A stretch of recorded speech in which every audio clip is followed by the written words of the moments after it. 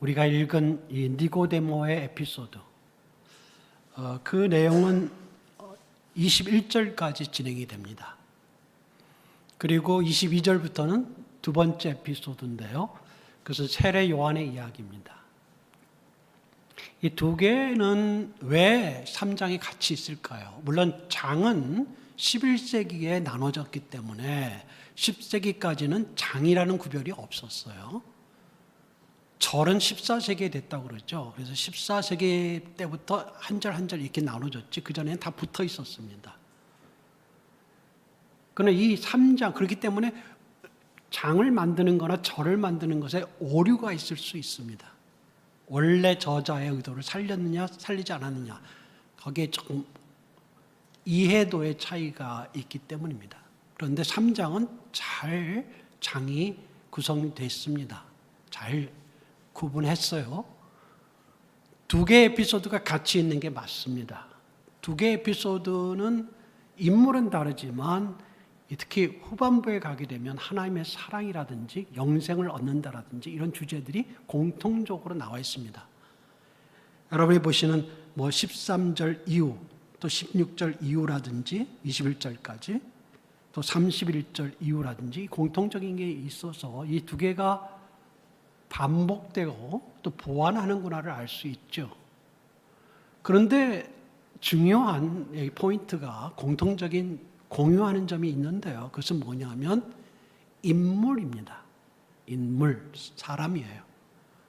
그 사람들 두 사람, 니고데모와 그리고 세례 요한이 주님과 함께 공유하는 점이 한 가지가 있습니다. 뭔지 물어보지 않겠습니다. 이 세 분이 다 당시의 선생입니다. 선생을 뭐라고 하죠? 당시의 유대인들이 랍비라고 하죠. 랍비라는 말은 원래 구약에는 없다가 아마 주전 1세기, 2세기 때부터 나온 말로 보입니다. 당시 사회 속에서 랍비는 선생인데 특히 이 성경을 많이 알고 계속 성경을 공부하기 때문에 많이 알고 그리고 성경을 풀어낼 수 있는 그런 능력이 있고, 그래서 회당이나 또 성전에서 그 말씀을 전할 수 있는 사람들을 가리키는 전문가들을, 성경 전문가들을 가리키는 말이죠. 물론 그 당시에는 전임 사역은 아니었습니다. 랍비가 하나의 직장을 가지고 있으면서 이 일에 헌신했던 또 그런 능력을 가졌던 사람들을 가리킵니다. 전임 랍비는 후기 유대교라고 할 수 있는 70년 이후, 성전 파괴 이후에 그때 전임 랍비가 시켰고, 그전에는 전임은 아니었습니다만은 회당에서 또 성전에서 또 어디서든 이 성경 전문가들을 가리키는 말을 드렸습니다. 이 니고데모 그리고 예수 그리스도 그리고 세례 요한의 공통점이 뭐라고요? 랍비였습니다. 먼저 예수님이 랍비신가에 대해서 한번 살펴볼 필요가 있어요.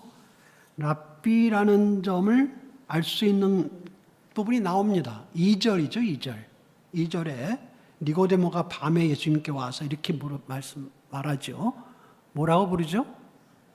랍비여, 우리가 당신은 하나님께로부터 오신 선생인 줄 아나이다. 이 선생이라는 말이 헬라어 단어고요. 랍비는 당시 히브리어, 또 히브리어를 쓰면서도 바벨론 시대 이후에 포로로 귀환하면서 썼던 말은 아람어입니다. 아람어와 히브리어는 같은 세머족이기 때문에 80% 정도는 공유하고 있지만, 그러나 현장에서 보통 사람들이 쓸 때는 그 아람어를 썼어요. 아랍어가 아닙니다. 아람입니다. 아람어를 썼는데요. 그 아람어라는 것은 바벨론, 또 시리아, 아수르 이런 지역에 썼던 그 말이고, 히브리어와 상당히 형제 언어입니다. 그 말에서 나온 것이 이 랍비고, 그것을 헬라어로 쓰였을 때 그것을 이제 다른 용어로 씁니다만은 디다스칼로스라는, 가르치다라는 단어에서 나온 말이에요. 그 선생 맞습니다. 가르치는 사람, 선생입니다. 근데 이것이 랍비를 번역할 때 이 단어를 써요. 디다스칼로스라는 말을 쓰고요. 이 말을 히브리어라 말할 때는, 아람어로 말할 때는 랍비라고 쓰기 때문에 예수님을 랍비라고 불렀는데 차이가 있습니다. 여러분 2절에서 나온 차이가 뭐죠? 니고데모는 뭐라고 예수님을 랍비라고 불렀는데 랍비가 어떤 랍비라고 했습니까? 하나님께로부터 오신 랍비죠. 다른 랍비는 어떤 랍비입니까? 사람들에게서 뽑힌 랍비라면 예수님은 하늘의 랍비 맞습니다. 제자들이 예수님을 랍비라고 부른 거 여러분 아십니까? 적어도 제자들이 예수님을 복음서에서 11번 랍비라고 부릅니다. 사람들도 그를 한 번 랍비라고 부른 예가 나옵니다. 특히 랍비라고 예수님을 부르는 표현이 요한복음에 가장 많아요. 근데 랍비라고 부를 때 주님께서 랍비라고 부르지 마라, 나는 하나님의 아들이야, 이렇게 말씀하신 적이 있을까요? 없을까요? 없습니다. 왜 없을까요? 그냥 내버려 두신 이유, 왜냐하면 예수님 자신이 진정한 랍비, 어떻게 대조되죠? 하늘에서 오신 랍비, 하나님으로부터 온 랍비였기 때문입니다. 그 랍비는 말씀을 가르치는 자로 그 당시에 불렸기 때문에 요한복음에서 요한이 쓰면서 그분을 로고스, 말씀이시다. 그분이 말씀이시면서 말씀 그 자체가 되시면서 말씀을 가르치는 자라. 말씀을 풀어내시고 계시를 드러내시는 자다. 제가 첫 번째 시간에 그 이야기를 했습니다. 그것이 랍비라는 말과 연결이 됩니다. 주님께서는 마태복음의 23장에 바리새인들과 서기관들을 책망하셨죠. 여러분 기억하시죠? 그때 어떤 흥미로운 말씀하셨냐면 너희는 랍비라고 칭함을 받지 말라, 이렇게 말씀하셨어요. 랍비라고 칭함을 받지 말라. 너희 선생은 하나요? 너희는 다 형제니라. 무슨 말이냐면 랍비라는 말은 오늘날로 치면은 선생님이고 교사 또는 교수고 교수님 부르는 그 말이고, 또 어떻게 보면 목사님 이렇게 부르는, 말씀을 가르치는 목사님 이렇게 부르는 말인데, 너희는 그 말을 그렇게 불리지 말라라고 이야기한 것을 문자적으로 해석하면 여러분이 저를 교수님 그걸 부르면 안 돼요. 물론 이제 은퇴하셨으니까 안 불러도 돼요. 뭐 그렇게 생각할 거냐, 선생님 부르지 말아야 될 거냐. 근데 이런 비슷한 표현이 그 다음에 마태복음 23장 다음에 또 나와요. 뭐가 나오냐면 너희는 아버지라 칭함을 받지 말라. 왜냐하면 너희의 아버지는 한 분이시니 곧 하늘에 계신이시니라. 하나님만 아버지지 너희는 아버지라 부르지 말라. 다 형제다. 그럼 이걸 문자 그대로 적용해서 집에 가서 아버지한테 형제가 아닌 것은 아니에요. 하나님을 아버지라 부르니까 우리가. 그래도 그렇게 부르면 안 되지 않겠어요? 아버지라 부르죠. 이 말의 진의는 진정한 아버지는 한 분이시고, 그렇기 때문에 아버지의 이 책임, 사랑의 어떤 노력, 이것은 해야 되지만 내가 아버지니까 너희를 좌지우지하겠다 이러지 말아야 된다.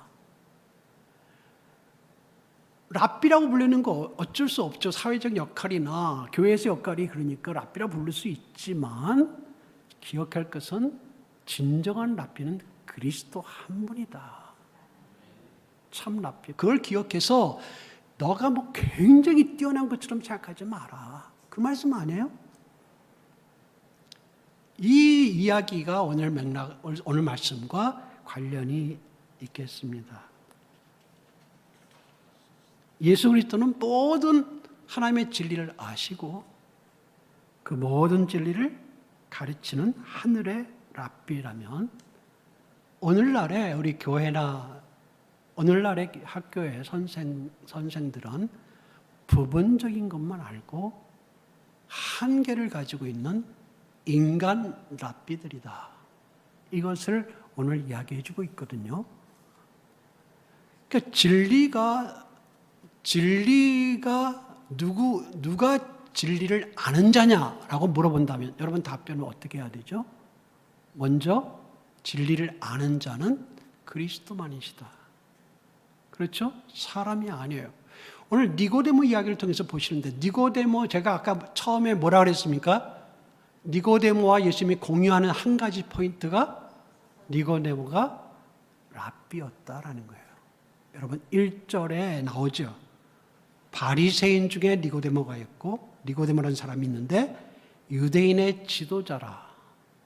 자, 이건 무슨 말이냐면 바리새파는 성경을 굉장히 많이 연구하는 종교적인 사람들이 바리새파를 너무 미워하지 마세요. 잘못 가서 그렇지. 원래 바리새파는 굉장히 성결을 유지하려고 노력했던 사람이고 그런 사람들이었어요.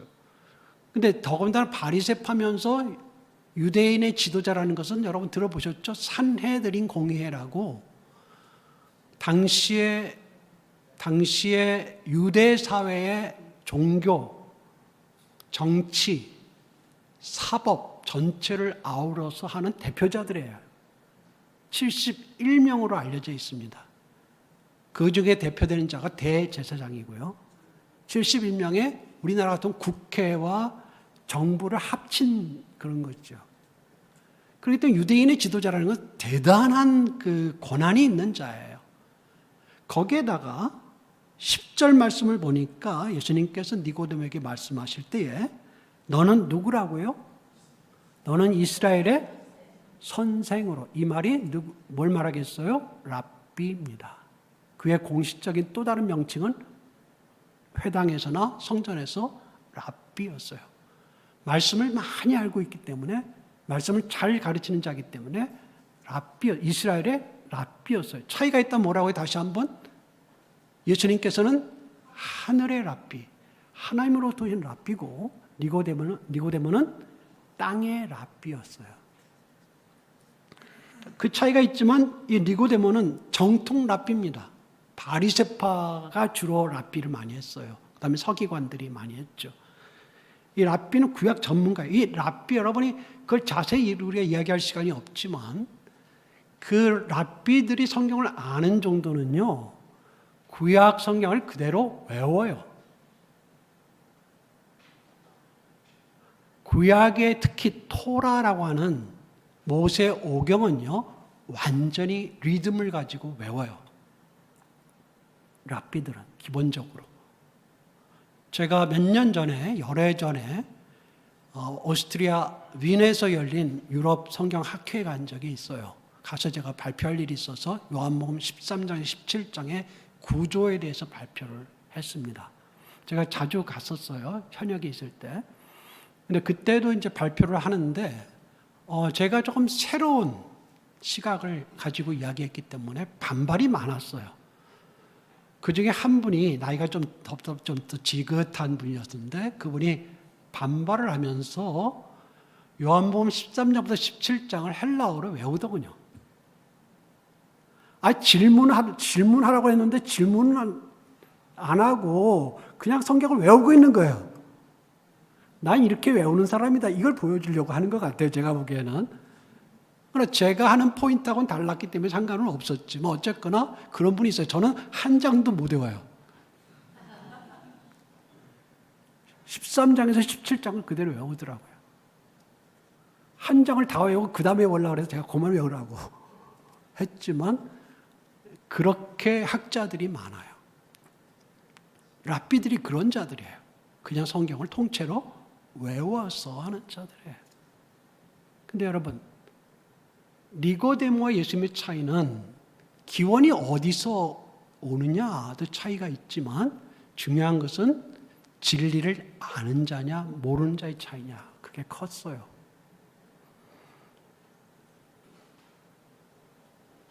니고데모는 2절에서 보게 되면 당신은 하나님께로서 오신 선생인 줄 아나이다. 그래서 안다라는 것을 강조했어요.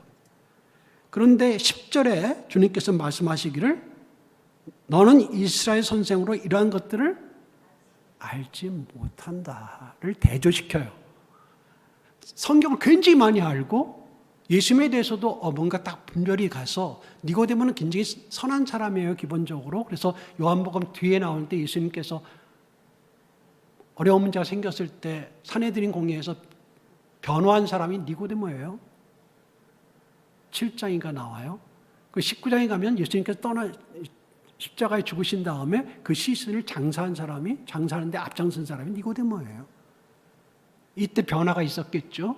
그러나 구약 성경을 굉장히 많이 알아도 진리를 알지 못해요. 여러분 오늘 읽은 그 본문이 뭐예요? 거듭남에 대한 거죠. 거듭나지 아니하면 3절에 거듭나지 아니하면 하나님 나라를 볼 수 없다. 5절에 거듭나지 아니 물과 성령으로 나지 아니하면 하나님 나라에 들어갈 수 없다. 이분도 메시아를 기다리는 사람이었고 메시아가 오면 하나님 나라가 어떻게 될지에 대한 궁금했을 거예요. 그래서 밤에 예수님을 찾아왔어요. 주님께서는 그걸 알고 하나님 나라에 대해서 이야기하시는 거예요.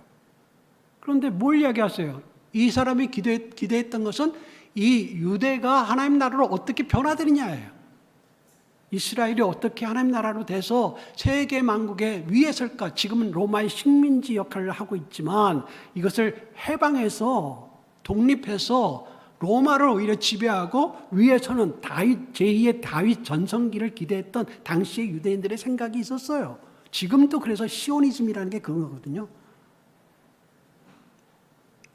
근데 주님께서 뭐라고 이야기하세요? 거듭나지 않으면 하나님 나라에 볼 수도 없고 물과 성령으로, 이거 성령을 영적으로라는 말이에요. 좀 더 따져보면 물은 세례와 관련돼 있고 성령도 영적 세례와 관련돼 있는 이야기인데요. 어쨌거나 이것은 영적으로 거듭나, 그래서 영으로 난 것은 영이고 육으로 난 것은 육이다라는 영적 세계에 대한 가르침인데 놀라운 것은 그 많은 성경을 다 외우고 있는데도 그리고 잘 가르치는 성경 전문가인데도 구약 전문가죠. 때도 영적 진리를 몰랐다는 거예요. 왜 모를까요? 성경을 아는데 성경을 통해서 왜 모를까요? 구약 성경을 통해서 왜 모를까요? 그리스도가 빛이기 때문에 그래요. 그 빛이 어둠에 비춰야 어둠의 빛을 분간할 수가 있어요. 그리스도께서 진리이시기 때문에 그래요. 하나님의 독생자이신 그분이 오셔서 진리를 밝혀야, 그때까지는 희미해졌다가 그 이후로 분명해지는 영적 진리가 하나님의 아들이 오심으로 생겨나는 거잖아요. 진리가 가르쳐졌을 때 비로소 그것을 깨닫게 돼요. 이 니고데모는 정통 랍비고 구약 성경을 엄청나게 잘 알고 있지만 그 진리를 아직 알기 전이거든요. 누가 진리를 아는 자예요? 누가 아는 자예요? 예수 그리스도만이 아는 자였고 하나님의 아들이 나타나기 전까지는 그 진리가 희미해져 있었죠. 그분이 아는 자였고 그분이 가르치는 자였고 그분이 드러나셔야 비로소 아는 진리가 있어요. 그때까지 유대교가 존재하는 거고 그 이후에 그리스도의 교회가 나타날 수밖에 없게 돼 있어요. 유대교는 이스라엘을 위해서 존재했던 것이고 당분간 그리스도 오실 때까지 그리스도를 준비하기 위해서 있었던 것이고 그리스도가 오셔서 하나님의 아들이 오시자 그 다음부터는 유대인들만이 아니라 세계 모든 사람들을 위한 하나님의 이 종교 그리스도교가 생겨났던 것이었죠. 그게 계시의 중요한 전환점이었던 것이죠. 이 말씀을 이 거듭남에 대한 중생이라고 우리는 부르잖아요. 그래서 사람이 육체로 났지만 지금 주님이 강조하시는 것은 육체로 다시 나는 게 아니라 영적으로 나는 두 번째 나는 것. 거듭나다는 것을 여러분 아시죠? 거듭난다는 것은 두 번째 나는 것을 말하고 이 거듭나다는 이 표현은 이 앞에 전치사가 붙은 말인데요. 이 접두사가 되죠. 이 접두사가 다시다란 말이 될 수도 있고 또 하나의 말은 위로라는 말이 있어요. 그래서 위로부터 나는 것, 두 가지 의미가 같이 있는 거예요. 위로부터 나는 것, 그리고 다시 나는 것, 이게 두 가지 의미를 가진 단어예요. 아시죠? 모르는 것처럼 지금 표정을 보이시는 것 같은데 여러분 종종 들으셨을 거예요. 이게 중생이에요. 그래서 중생 두 번째 반복해서 난다. 이 진리를 여러분 아시죠? 여러분 거듭나셨죠? 안 나신 분들이 혹시 있다면 거듭남을 받으셔야 되죠. 그 영적 세계를 알아요. 그래야. 그 전까지는 잘 몰라요. 우리 1장에서 그리스도를 영접하고 그를 믿는 자에게 주시는 게 뭐였어요? 뭐였죠? 하나님의 자녀가 되는 권세를 주셨죠. 영적 세계로 들어가는 것을 말해요. 그래서 영원한 생명을 얻는다 이야기했잖아요. 우리가 지금 천국 가면 영생을 얻는 게 아니라 이미 영원한 세계를 받았거든요. 그렇죠? 그래서 이 땅에 있거나 육체가 죽거나 우린 상관없이 영생을 누리게 되어 있는 존재거든요. 이 복음을 우리가 알죠. 또 이 복음이 정말 잘 축약해서 나타나는 게 그 유명한 구절들이 3장 16절이죠. 3장 16절 다 같이 읽어볼까요? 시작. 하나님이 세상을 이처럼 사랑하사 독생자를 주셨으니 이는 그를 믿는 자마다 멸망하지 않고 영생을 얻게 하려 하심이라. 유명한 구절이죠. 17절도 마찬가지고요. 이 하나님이 세상을 사랑하셔서 독생자를 주셨고 그를 믿는 자는 영원한 생을 얻는다. 하나님께서는 세상에 멸망과 심판을 주려고 하시는 것이 아니라 영생과 구원을 주기 위해서다. 16절, 17절. 이 복음의 원리를 여러분 아시죠? 아시죠? 아시죠? 예. 어떻게 알았어요? 어떻게 아시게 됐어요? 그리스도께서 가르쳐 주신 거잖아요. 그리스도의 가르침을 사도들이 받았고 그것을 기록해서 사도들이 가르치는 이 성경, 신약 성경을 그대로 교회가 가르쳐주면서 또 여러분이 읽으면서 그것을 알게 되셨죠. 그리고 믿게 되셨죠.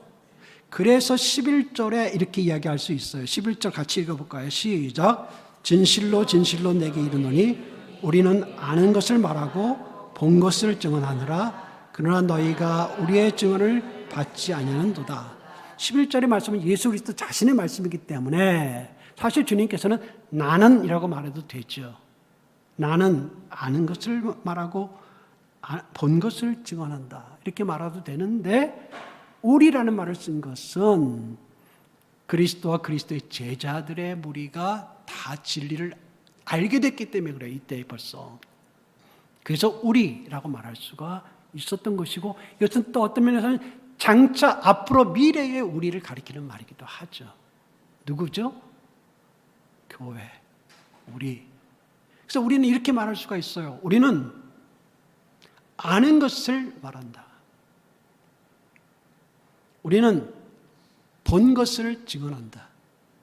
눈으로 본 게 아니라 육체 눈으로 본 게 아니라 영적 세계를 아는 눈을 가지고 그 세계를 보았기 때문에 진리인 것을 우리가 알게 됐기 때문에 그래서 우리 말할 수 있어요. 교회가 이렇게 말할 수 있어요. 우리는 아는 것을 말하고 본 것을 증언합니다. 여러분 말할 수 있어요? 이렇게 갑자기 말할 수 있어요? 같이 말해보죠. 우리는 시작. 우리는 아는 것을 말하고 본 것을 증언합니다.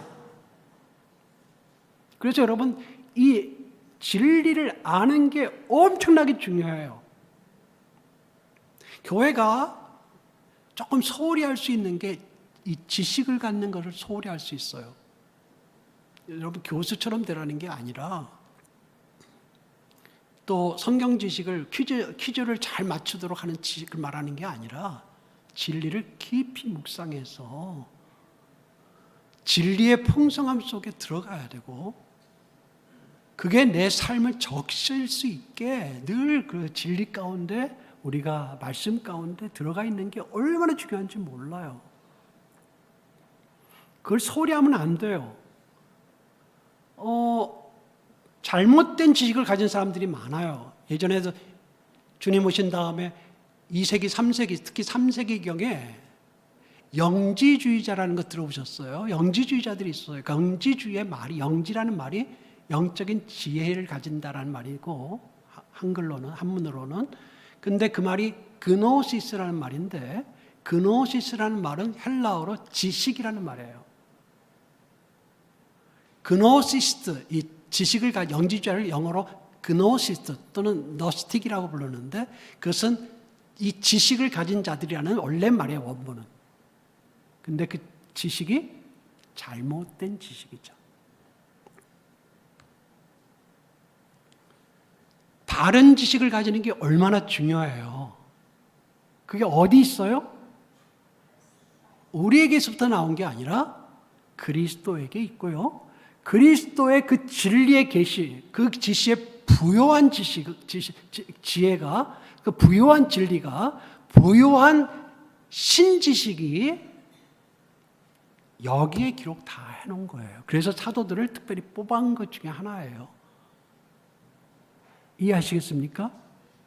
신실한 사람들로 사도들을 뽑아서 그들을 가리켜서 그들이 가르치고 이렇게 성경을 기록하게 만든 거예요. 여기에 다 그리스도가 자신을 드러내신 계시들이 진리가 여기에 있어요. 그러므로 여러분이 성경을 묵상하고 성경을 이해하고 알아갈 때마다 뭐라고 말할 수 있어요? 우리는 아는 것을 말한다. 안다. 우리 안다 이 말이에요. 우리는 본 것을 증언한다. 이렇게 말할 수 있어요. 성경을 잊어버릴 때마다 성경에 묵상하지 않고 성경의 진리의 부요함을 느끼지 그것을 공급받지 못할 때는 여러분 이 말 못해요. 아는 게 없으니까. 지혜가 다이아몬드 같이 이렇게 빛나고 지식이 진리가 그렇게 아름답게 영롱하게 비치면서 각각의 면에 놀라운 진리의 빛이 담겨져 있는 것을 경험한 사람만이 진리의 확신 있게 말할 수 있어요. 그러면 여러분 말씀을 가까이 하는 것을 등한히 하지 마세요. 우리가 젊었을 때나 나이 들 때나 마찬가지예요. 여러분 이번에 오래간만에 제가 몇 달 만에 설교를 하고 있어요. 아주 고생 많이 합니다 제가. 아까 장로님께 잠깐 말씀드렸지 제가 3일 이상 투자해요 여기에. 이 말씀은 제가 10여 년 전에 전했던 말씀인데요. 물론 그때는 또 다른 형식으로 전했지만 그래서 다시 묵상하고 해가지고 3일 꼬박 투자해요 지금. 제가 굉장히 애쓴다 이런 말을 굳이 하는 게 좀 웃기긴 하지만 근데요 제가 하는 거 제가 진리의 풍성함을 경험해요. 하면서 사역자도 말씀을 연구 안 하면 가난해지는 거예요. 이해하시겠어요? 진리가 여기에 있기 때문에 그래요. 그리스도의 진리가, 그리스도의 부요한 진리가 이 말씀에 다 담겨 있어서 그 말씀을 알고자 하면 알수록 우리는 그의 삶의 영의 풍성함을 누리게 되죠. 아무리 성경을 많이 알고 있어도 그리스도를 모를 때 니고데모는 어두웠지만 그리스도가 오셔서 진리를 말씀하시고 가르쳐 주시고 그것을 다 사도들이 충실하게 성실하게 말씀에 담아놓고 이것을 우리가 보고 배우고 하면서 우리가 느끼는 것은 와 진리구나. 이렇게 빛나는구나 진리가. 이것을 위해서 주님이 오셨구나. 그래서 우리가 이렇게 진리에 부여해서 이렇게 말할 수 있다. 우리는 진리를 안다. 우리는 그래서 아는 것을 말할 수 있다. 본 것을 증언할 수 있다. 이렇게 할 수 있다는 것이죠. 세 번째 인물이 누구예요? 세례 요한이죠. 세례 요한은 이 진리를 좀 아는 사람이에요. 그리스도께서 가르쳐주신 진리의 모든 것을 다 알지는 못하지만 그러나 예수께서 그리스도이신 것을 알고 그것을 전한 사람이잖아요. 세례 요한은 엄청나게 중요하고 당시로 보면 또 많은 일을 한 사람이에요. 초기에 예수님께서 본격적으로 사역하시기 때 길을 깔아놓은 사람이잖아요. 여러분 세례 요한이 그 강에서 요단강에서 사람들을 세례를 줄 때 뭘 먼저 외쳤어요? 회개하라예요. 회개하라와 세례가 무슨 관계 있어요? 그 당시 세례라는 말이 우린 물론 약식 세례를 우리는 오늘날 하고 있습니다만 원래 침례죠. 이 말에 세례 주다라는 말이 물에 담그다잖아요. 이 물에 담궈서 왜 담궈요? 지금도 세례 그런 의미예요. 그 옛날 생활이 씻어나가라 이거예요. 옛날 삶이 씻어졌다 이거예요. 이제 새로운 삶으로 산다. 다시 살아나서 다른 삶을 산다. 이런 의미가 세례거든요. 알고 있잖아요, 여러분. 지금 세례를 약식으로 줘도 그 의미는 그대로 갑니다. 옛날 삶은 죽었다.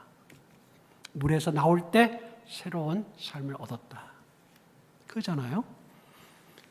이 세례 요한이 세례를 줬을 때 회개하라고 해서 사람들의 옛 생활을 버리게 이야기하고 그 다음에 새로운 마음으로 이제 하나님을 바라보게 한 거거든요. 니고데모가 당시 유대교의 정통 랍비로서 보수파 랍비를 대변한다면 이 세례 요한은 랍비인 건 알고 있어요? 26절 여러분 보세요. 26절에 세례 요한의 제자들이 요한에게 뭐라고 불러요? 랍비어라고 부르죠. 그리고 선생님과 함께 이 선생님도 랍비라는 말이에요. 세례 요한도 랍비라고 불렸어요. 이 세 인물의 공통점이 랍비예요.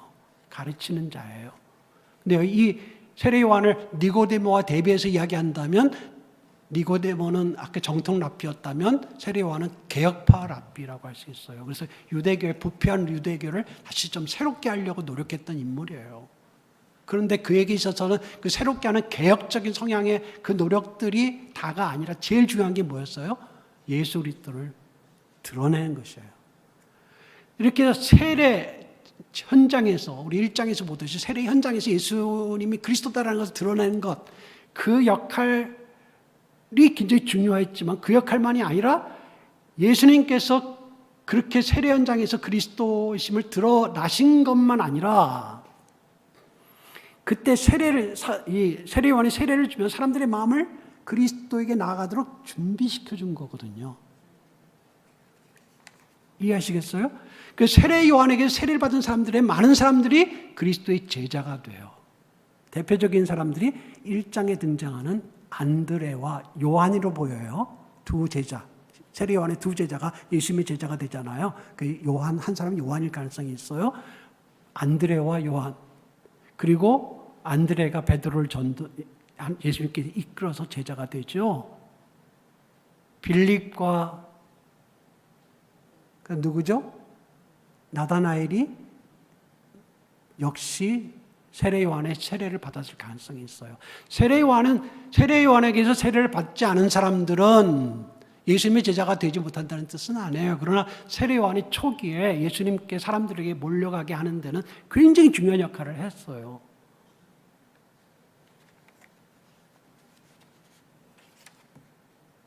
많은 역할을 했어요. 굉장히 중요한 역할을 했어요. 사람들도 그에게 구름대처럼 왔을 거예요. 그는 그리스도의 사역의 초기에 엄청난 공헌을 했어요. 그러면 어떨까요, 기분이? 모르죠. 그래도 우쭐대겠죠. 그럴 수 있죠. 내가 교회에서 엄청나게 중요한 역할을 초기에 했어요. 또는 중간에 했어요. 또 지금도 하고 있어요. 그리고 여러분 대우받고 싶지 않아요?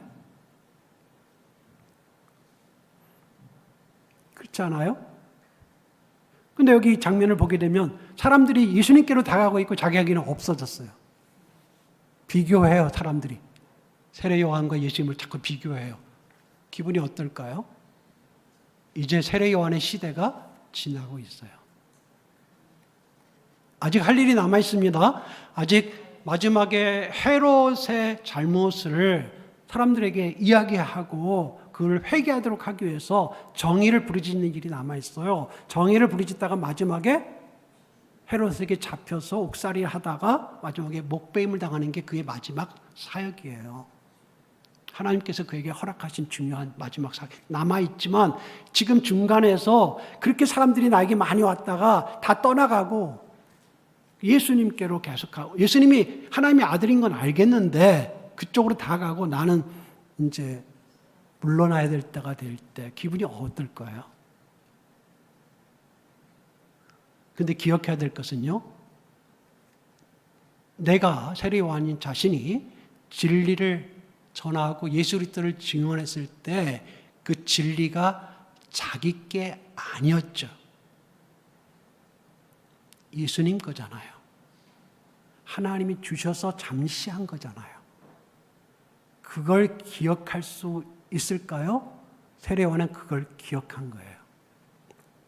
자, 우리가 아까 교회가 그 진리를 가지게 됐다고 했죠. 굉장하죠. 좀 굉장하다고 좀 아셔야 돼요, 여러분.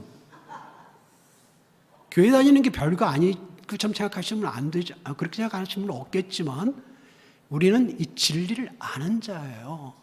세상이 도저히 알 수 없는 진리를, 영적인 세계의 진리를 우리는 알게 된 자들이에요. 엄청난 진리가 우리에게 담겨 있어요. 우리가 그릇이에요. 이 질그릇 같은 그릇에 하나님의 놀라운 진리가 이제 담겨 있는 거예요. 그래서 우리가 말하잖아요. 우리는 아는 것을 말할 수 있다. 그런데 기억해야 될 것은 잘하는 건 좋아요. 헌신하는 거 좋아요. 열심히 하는 거 좋아요. 잘했기 때문에 인정받고 싶은 마음이 없는 건 아니에요. 우리 다 있어요. 그러나 기억해야 될 것은 우리가 본래부터 이 진리를 가지고 있던 사람들이 아니고 진리가 우리에게서부터 난 게 아니라 진리는 그리스도의 것이기 때문에 그리스도에게 돌아가는 게 마땅하다는 거예요. 영광을 교회가 얻는 게 아니라 교회는 늘 그리스도에게 교회 이 영광이 돌아가게 해야 된다는 거예요. 늘 교회 지도자들도 마찬가지예요. 인기 없고 말씀 잘해서 사람들이 막 감동받을 때 너무 그 감격에 취하면 안 돼요. 떠날 때가 오고 약해질 때가 오고 그래도 흔들리지 않을 수 있는 것은 원래 진리가 나에게 있지 않았거든요. 나에게 주어진 것이거든요. 잠시. 그리스도에게 있거든요. 우리 교회가 잘 될 때 우리 교회만 진리를 아는 것처럼 해서는 안 돼요. 왜요? 우리에게 은혜로 진리를 알게 해주신 거지 우리가 잘나서 그 진리를 막 주신 게 아니란 말이에요. 그래서 교만하면 안 돼요. 사도 세례 요한은 바로 그걸 우리에게 보여주고 있어요. 그는 계속 강조하는 게 세 가지 비슷한 내용이 있지만 첫째는 내가 그리스도가 아니다. 1장에도 나오죠. 그리스도처럼 비슷하게 사람들이 인정하는 것 같아요. 그리스도 비슷하게 될 것처럼 보이게? 아니에요. 난 그리스도가 아니다. 두 번째는 그리스도는 하늘에 속한 분이고 나는 세상에 속한 분이다. 지금 하늘에 속한 말을 하는데 세례 요한이 말할 수도 있고 진리를 알잖아요 조금. 그래서 증거하는데도 불구하고 그건 주어진 거지. 나는 원래 땅에 속한 자고 하늘에 속한 자는 그리스도만이다. 그게 교회의 특징이에요. 그것이 무너지면 가짜예요. 이단이에요. 그래서 이단은 늘 자기를 올려요. 그렇지 않아요?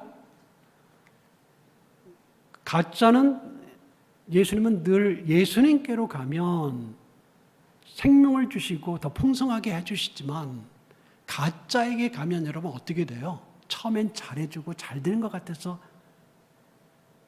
가면 망하는 길이에요. 가족이 깨지고 가산을 탕진하고 나중에 파멸의 길로 가요. 그게 달라요. 근데 교회는 바로 그 정신을 가지고 있죠. 또 뭐라고 이야기합니까? 주인은 그리스도시고 자신은 들러리죠. 이 정신, 교회 지도자들이 늘 기억해야 될 지신이에요. 언젠가는 이제 세례요한은 떠날 때가 됐어요. 그래서 떠나가게 될 거예요. 저도 이제 은퇴하니까 느낌을 알겠어요. 그때 1,000명이 넘는 숫자의 학생들이 있었고 채플에 가면 그런 기억이 나요. 또 열심히 할 땐 또 열심히 하고 인기 있을 땐 저도 인기 있었던 것 같긴 해요. 이제는 좀 희미해져 가고 있어요. 근데 그게 다 잠시 주어졌던 것들이에요.